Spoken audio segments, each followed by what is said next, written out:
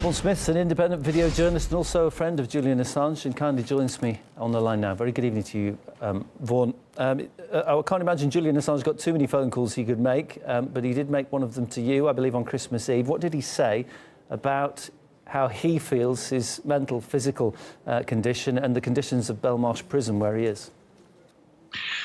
To be honest, he didn't talk too much about his conditions. Julian rang me because he spent Christmas with me and my family in 2010 while on bail all that time ago. I think he simply wanted a few minutes of escape and to talk to us because of the memories he had of that, happy memories. He was slurred, his speech was slurred, he was speaking slowly. Now, Julian is a highly articulate, very clear person when he speaks, and he sounded awful, and it was very upsetting to hear him. So he didn't actually say that he was sedated. It seemed pretty obvious that he was, and the idea of him being sedated has come from several people who visited him, who've clearly been told, and the British government have been asked about it, and they refuse to address that matter. What they say is they're not mistreating him, but clearly he's being kept in solitary confinement for 23 hours a day. And they're not addressing these allegations, and I think we need to know more about it. What is happening to Julian? What are they doing to him? I just wondered what your thoughts were at the time, because you must have had lots of questions you wanted to ask him out of natural curiosity, especially given you're a journalist, but at the same time, you're thinking, let's talk about what he wants to talk about.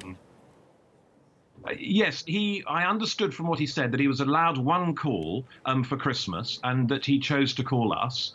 And so he spoke to my family and to my wife and my children.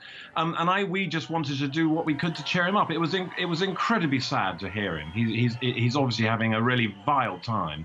And I just don't understand.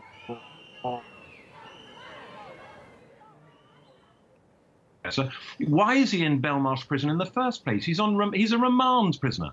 Actually, putting somebody in Belmarsh is an incredibly expensive thing to do. Why are we spending that money on Julian Assange? He's not a danger to the public. I wanted to ask you, given the reports he's in solitary confinement, why on earth would that be? One tends to think of perhaps dangerous individuals or people who are a danger to themselves being put in solitary confinement. But why Julian Assange? I think the British government need to answer some questions here, and we're not getting the answers. There are too many questions like this.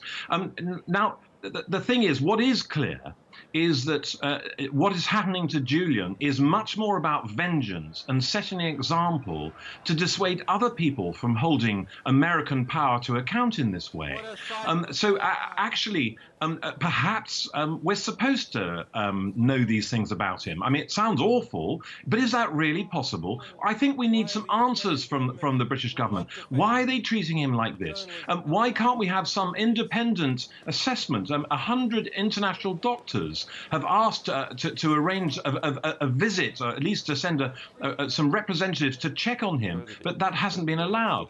Nils Melzer, the UN rapporteur on torture, has been very clear about Assange's mistreatment and describes it in the most appalling terms, and yet it claims very recently in November that the British government have completely ignored his request to see Julian his health properly assessed.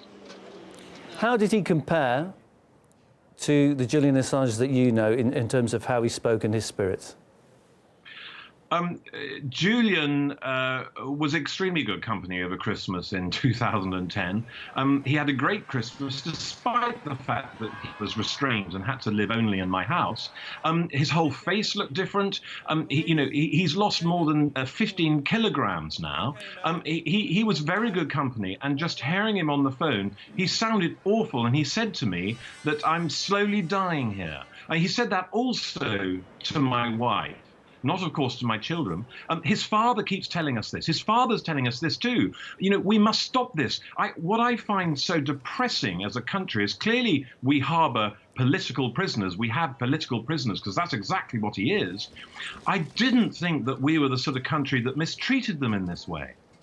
This must be quite shocking, given what we know of Julian Assange. Even the public know this is a man who's obviously got strongly held beliefs and principles. He was willing to effectively, de facto, be imprisoned inside an embassy for several years for what he believes in. To hear him sound so downbeaten must be quite shocking.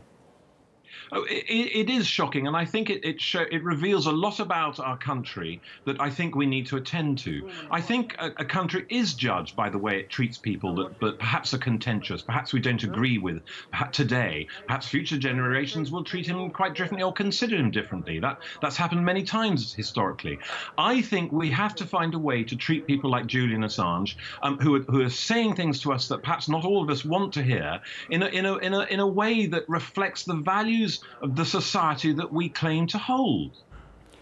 I'm just thinking he's not been found of any wrongdoing as of yet, apart from, you might argue, skipping bail, but obviously he believes he's running away from charges that he never carried out. If he should, let's say, speculate, be found completely innocent of any charges, he's extradited to the US, doesn't go to prison, what on earth can you do to try and make things right, given everything that Julian Assange has been through?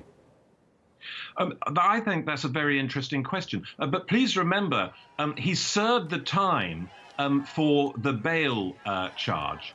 He served his time for that. He's now on remand. It's highly unusual to put a remand prisoner in Belmarsh when they're not a threat, a physical or violent threat to society.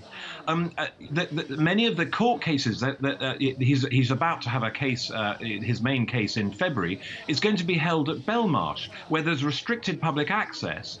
The whole thing, really, we need to be asking more questions. It needs to be held much more in the open. As for how anybody might ever our country redress such ills, I don't think that ever happens. Julian has had his freedom compromised for nearly a decade now. It's completely disgraceful. This is bullying, and he deserves better. You talked about the 60 doctors writing to the UK government. You've got medical experts saying they're fearful for Julian Assange's medical condition. Julian Assange himself is telling you that he feels like he's dying in prison. It all appears to make no sense at all, the fact he's being held in such conditions. What do you think the fears of the government are? Because they seem to be breaking the normal way they would treat a prisoner in this situation. What do you think they're so afraid of? I think in this world where elections can be won on Facebook, where information is power and the authorities can gather a great deal of information, an unprecedented amount of information, I think Julian represents something for the public that I think concerns power because potentially it constrains it. What Julian represents is incredibly important to the public, and I think it's time for the public to say that we want some answers and we'd like to have people treated a little bit better. Of course, what Julian has done is contentious, but what he did is he delivered a discussion, a debate about what transparency should look like in the digital age, in the internet age. The debate got squashed. It never really happened. Instead, he's been victimized and been promoted with a vast smear campaign online as somebody who's a threat to the public. That's why he's in Belmarsh. I think it's very worrying. It's also very worrying to journalism. What's happening to if Julian is extradited to America, it does open the door for similar sort of matters, similar sort of cases and restrictions to happen to the more regular press, who won't have the protection of Julian, whose function, as he set himself up to deliver, was to process whistleblowing material. So will we not get that? Nothing that Julian has published has been inaccurate. It's all been the truth. Isn't that all we have, the truth? Isn't that of great importance to the public to have the truth? I just wonder, as a journalist myself, my biggest concern, I just wonder what you think, is that, he's published these materials and seems to have been punished prior to any kind of official trial. I mean, the man's been through hell and back, and he's yet to be tried for anything. That concerns me. What about you? Oh, I'm very concerned, and I think the case in February is going to be very interesting, and I'm hoping that there's a great deal of public interest in it, because there should be great public concern. But on the one hand, the extradition act to the US from the UK doesn't allow for the extradition of political prisoners. So I don't know how that's going to work. The other thing is the Americans have been caught spying on Julian Assange's legal team. And that's something of a no-no too. I mean, how can you have a fair trial if the prosecutors have access, secret access, because they've spied on the defense team? And the same time, Julian has clearly said, and in court, and I heard him, that he didn't feel able, he didn't have access to the materials he needed to participate in his defense.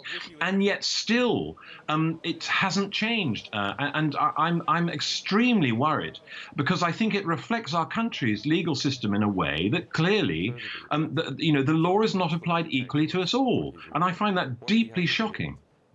Vaughan, greatly appreciate you coming on. Thanks for your time. Vaughan Smith, independent video journalist, friend of Julian Assange. Thank you.